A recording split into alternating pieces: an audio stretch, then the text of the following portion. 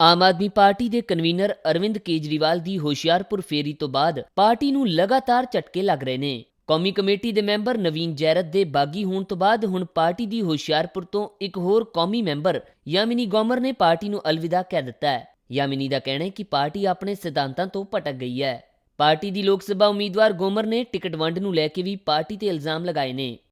ਆਪਦੇ ਦਲਿਤ ਤੇ ਸਿੱਖ ਕੌਮ ਸਾਰਿਆਂ ਦੇ ਹੀ ਵਿਰੋਧ ਖੜੀ ਹੋਈ ਨਜ਼ਰ ਆ ਰਹੀ ਹੈ, ਚਾਹੇ ਉਹ ਜਿੰਨਾ ਮਰਜ਼ੀ ਕਹਿ ਰਹੇ ਕਿ ਅਸੀਂ ਇਹਨਾਂ ਦੇ ਫੇਵਰ 'ਚ, ਬਿਕੋਜ਼ ਮੈਂ ਵਿਚ ਰਹੀ ਹਾਂ ਇਹਨਾਂ ਦੇ।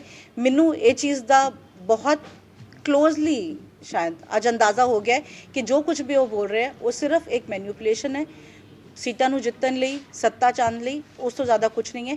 ਇਹ ਸਭ ਕੁਝ ਦੇਖਦੇ ਹੋਏ ਮੈਂ ਅੱਜ ਆਮ ਆਦਮੀ ਪਾਰਟੀ ਤੋਂ ਅਸਤੀਫਾ ਦੇ ਰਹੀ ਹਾਂ। ਕੌਮੀ ਕਮੇਟੀ ਦੇ ਮੈਂਬਰਾਂ ਦੇ ਇਸ ਤਰ੍ਹਾਂ ਪਾਰਟੀ ਛੱਡਣ ਨਾਲ ਆਮ ਆਦਮੀ ਪਾਰਟੀ ਦੇ ਅਕਸ ਤੇ ਵੱਡਾ ਫਰਕ ਪੈ ਸਕਦਾ ਹੈ। ਜਲੰਧਰ ਤੋਂ ਸੋਨੂ ਮਹਾਜਨ, ਜਗਬਾਣੀ ਟੀਵੀ।